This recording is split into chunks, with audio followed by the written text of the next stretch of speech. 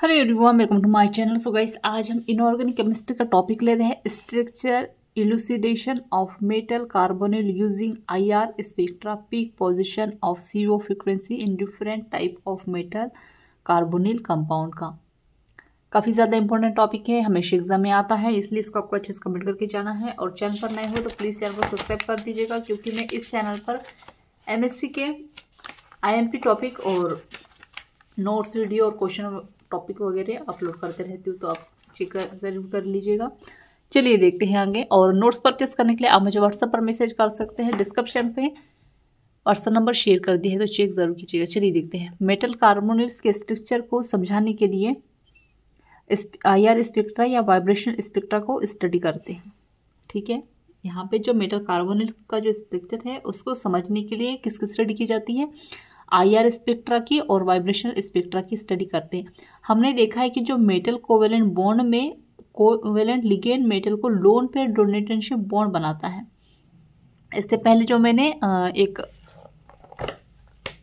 Topic upload किया था, ठीक है, यहाँ पे इसका नाम है structure and bonding of metal carbonyls. तो यहाँ पे देखिएगा लोन पेयर से ये बॉन्ड बनाता है। जैसे ये अगर आपने वीडियो नहीं देखा है तो इसको देख लीजिए कि इसके जस्ट नीचे है।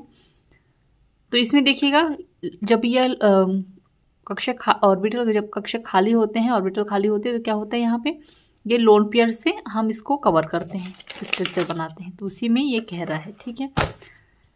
तो क्या कह रहा है कि कोवेलेंट लिगेंड बॉन्ड को लोन पेयर डोनेट से बॉन्ड बनाता है। हम लोन पेयर देते हैं और उससे क्या बनते हैं? बॉन्ड बनते हैं। तथा मेटल अपने फील्ड डी ऑर्बिटल के इलेक्ट्रॉन को कार्बोनिल के पाई बॉन्ड ऑर्बिटल में बैक डोनेशन से पार्टियल बॉन्ड फॉर्म कराता है। यहाँ पर देखिएगा जो है क्या है, ये बैक बॉन्डिंग हो रही है, ठीक है। इस तरह से ये अलग है, ये अलग है, ये अलग है और ये अलग है, ठीक है। अब मेटल जो है वो कार्बोनिल्स ये इस तरह से अपने लिगेंड एक दूसरे को देते हैं और फिर क्या होता है, ये आपस में इनके बीच में क्या बनता है? बॉन्ड बन जाता है, बैक बॉन्ड हो रहा है, ठीक है। इस प्रकार के बॉन्ड बनने से जो मेटल कार्बन के बॉन्ड और मेटल और कार्बन के जो बॉन्ड ऑर्बिटल में ग्रोथ हो जाता है, तथा कार्बोनिल ग्रुप के एंटी बॉन्डिंग में इलेक्ट्रॉन जाने से कार्बन ट्रिपल बॉन्ड के बॉन्ड ऑर्डर में कमी आने लगती है, तथा जो carbon triple bond oxygen bond strength कम होने लगता है, तथा मेटल और carbon bond strength back bonding के कारण स्ट्रांग होने लगते हैं। ये क्या होगा? ये जो है ये कमजोर पड़ने लगेंगे, लेकिन ये जो है ये क्या है? ये स्ट्रांग होने लगेंगे आपस में। आ रहा है समझ में? यही कहना है। आगे देखते हैं।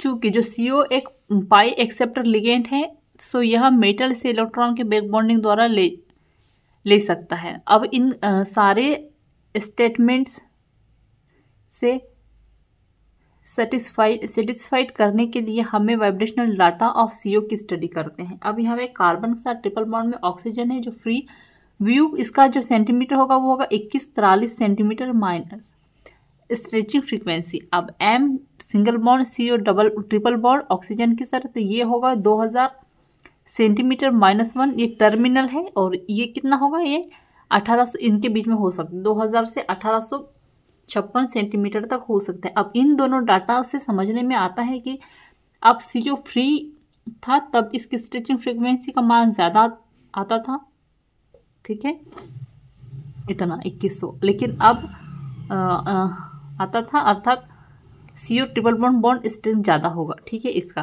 परंतु जब मेटल के साथ होगा, जब ये होगा तो ज़्यादा आएगा, और जब मेटल के साथ होगा ऑक्सीजन का तो कितना होगा? मेटल के साथ CO का बॉन्ड बन जाता है तो बैक बॉन्डिंग कराता है, तब MC के बीच में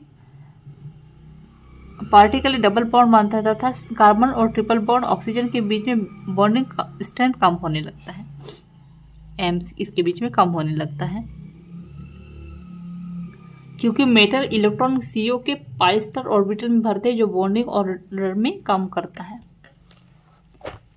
कंपाउंड यहाँ पर देखिएगा इस तरह से है। इसका जो NiCO4 है, CO इसका इस तरह से, इसका जो है क्या बोलेंगे इसको, इसका जो डाटा है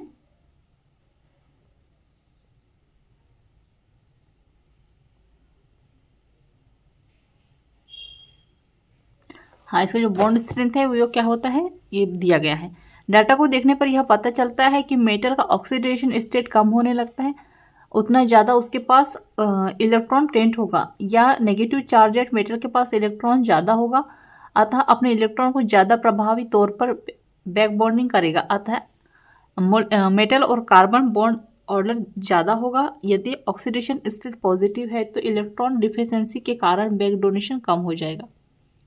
ठीक है, तो एक ही बात समझाई गई है। ठीक है, यहाँ पे और आपको नोट्स काफ़ी अच्छे समझ में आ जाएंगे। अगर आप अच्छे समझोगे, एक दो बार पढ़ोगे तो आपको अच्छे से समझ में आ जाएगा। ठीक है, तो वीडियो पसंद आया हो तो प्लीज़ चैनल को सब्सक्राइब कर दीजिएगा, बेल आइकन प्रेस कर दीजिएगा। और एमएससी केमिस्ट्री और सेमेस्टर के नोट्स परचेस करने के लिए आप मुझे व्हाट्सएप पर मैसेज कर सकते हैं, डिस्क्रिप्शन व्हाट्सएप में शेयर कर दिए, तो चेक जरूर कीजिएगा।